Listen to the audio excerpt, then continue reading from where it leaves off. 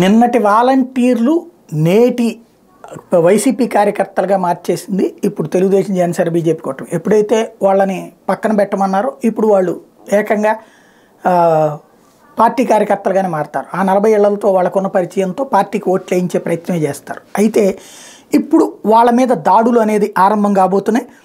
తాజాగా సత్యసాయి జిల్లా హిందూపురంలోని 28వ ward volunteer Sanjay మీద సోమవారం రాత్రి టీడీపీ నాయకులు దాడి చేశారు.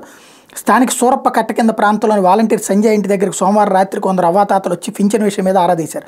ఈ నెల 3వ తేదీ నుంచి వార్డు సచివాలయంలో ఇస్తారని ఆమె చెప్తుంటే సమీపంలోని టీడీపీ నాయకులు నవీను, అనిలు, అశోక్, విజయ్ తదితరులు ఆమె మీద దాడి చేశారు. ఆవిడ గర్భిణి అయినా నువ్వెవరు చెప్పడానికి అని చెప్పేసి ఆవిడ మీద దాడి చేశారు. ఇప్పుడు ఆ ఏరియాలో ఉన్నటువంటి పబ్లిక్కి వాలంటీరే తెలుసు, అంతమించి ఇంకోటి ఏదో తెలియదు. గ్రామ సచివాలయాల దగ్గర కూడా పెద్దగా పోరు. పింఛన్లు తీసుకునే వాళ్ళు వాలంటీరే వాళ్ళకి బాగా తోడు. ఇప్పుడు వాళ్ళ దగ్గరికి వెళ్ళి అడుగుతుంటే వాళ్ళు వెళ్ళి 3వ తారీఖు నుంచి ఇస్తారమ్మా సచివాలయాలే, మమ్మల్ని వద్దన్నారు పక్కన పెట్టారంటే ఆ మాట ఎట్ట అంటావు, నువ్వు వైసీపీ కార్యకర్తవే కదని కొట్టడం బిగించేస్తున్నా. అదే జరిగితే రాష్ట్ర వ్యాప్తంగా వాలంటీర్ల మీద దాడులు జరుగుతాయేమో చూసుకోవాలి.